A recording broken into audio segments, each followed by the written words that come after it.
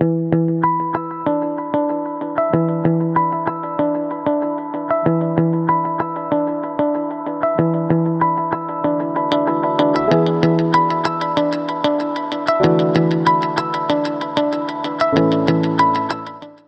how you doing? It's Russell James. You're watching the Raw Chef TV. In this episode, I'm going to show you how to make your own nut butter. I'm going to use almonds for this demonstration. The advantage of making your own is that you definitely know that you've got raw almonds and that you can soak and dehydrate them, right? Because not all almond butters, even the raw ones, not all raw almond butters have the almonds soaked, and so they've got the enzyme inhibitors in the skin, which makes them more difficult to digest. So you can really get the best quality almond butter really by doing it yourself, getting good quality almonds, soaking them.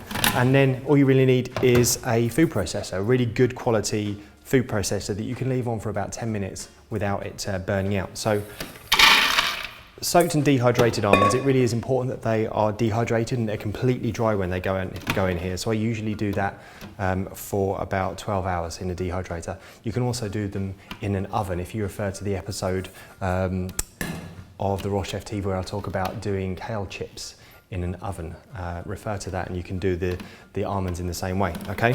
So I'm just going to turn this on. It's very noisy, so I'm going to turn it on when I finish speaking, and I'm going to leave it on for about 10 minutes. Each nut is different, like Brazil's only take a couple of minutes, cashews don't take quite as long either.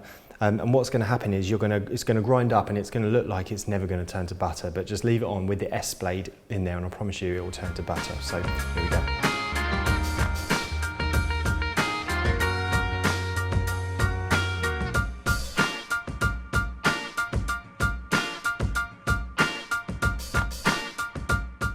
So it's about halfway, maybe a little bit over halfway now.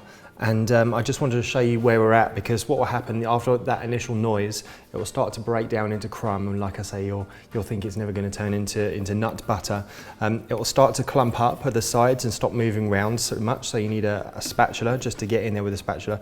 And then you'll get to this stage where it just starts to clump up a little bit. It starts to get a little bit warmer and starts to break up like that. Okay, so like I say, a little bit over halfway now, so we'll just carry on. Okay, so here we are.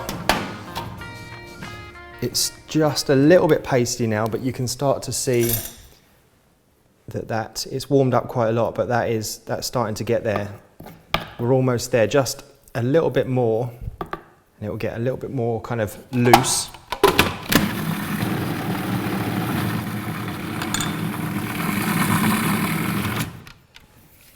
Yeah, that's really starting to go liquidy now. You should be able to get this so it's kind of pourable.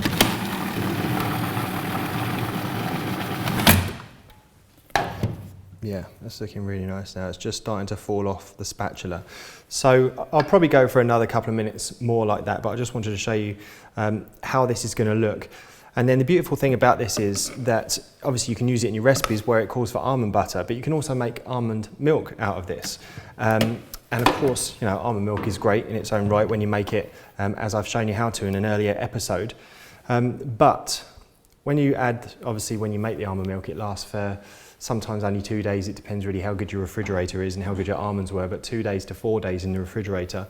But with almond butter like this, it will last for weeks in the refrigerator covered because you haven't added any water to it. So what I can do to make almond milk, some nice fresh almond milk, just with my almond butter,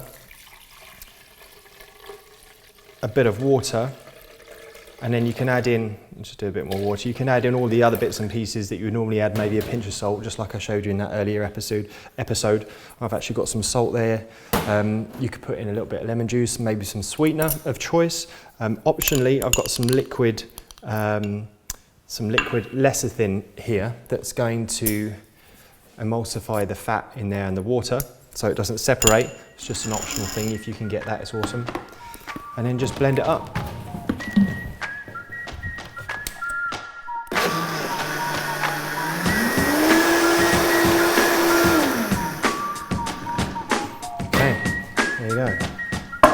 So whenever you want it, then you're in a pinch for time, you've just got some really quick and easy, beautiful, fresh, frothy almond milk ready to go.